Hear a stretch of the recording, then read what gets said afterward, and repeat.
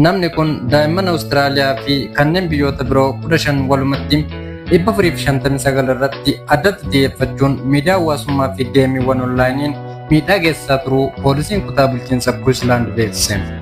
Namni umurii 27 guraandhala darbee kaasee to'annoo poolisii jala jiru kun miidhaawwan garaagaraa 596 kan himatame yoo ta'u, poolisiin viidiyoo fi suuraawwan 23,000 meeshaalee elektirooniksii namichi kun miidhaatti raawwate jedhuun qabateera. Baay'inni viidiyoo fi suuraawwan kanneen adda baafachuuf yeroo dandeettii fi kutannoo addaa kan gaafatu ture jedhan qorataan eeggataan poolisii Queensland Chief Superintendent Denzel Clark.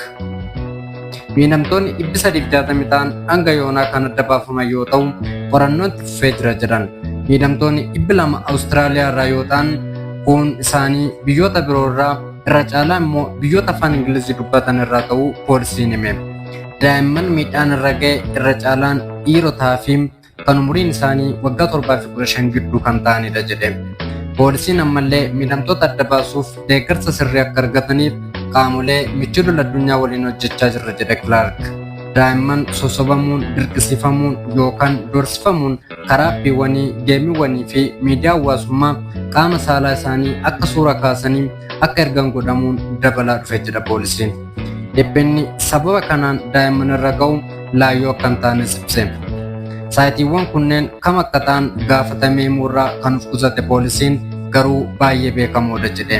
Miidhaawwan hundinuu karaa miidiyaa hawaasaa raawwatan kanneen biroo shakkaman qoratamaa jiru jedhe.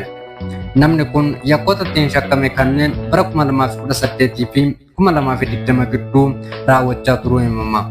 Waggoota kanneen keessatti piroofaayilii dhiiraa fi dubartii tolfachuun dhiyaachaa ture jedhe. Namni kun waliin dubbii isaanii waraaba daa'imman miidhamtoota kanneen sossobuun yookaan dirqisiisuun qaama saalaa isaanii waraabanii akka argan godha.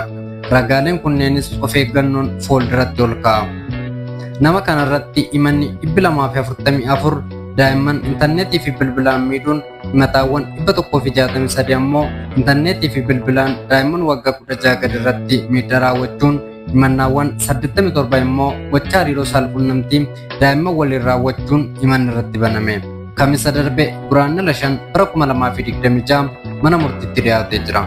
Kun giddoo baayogiraafiidha.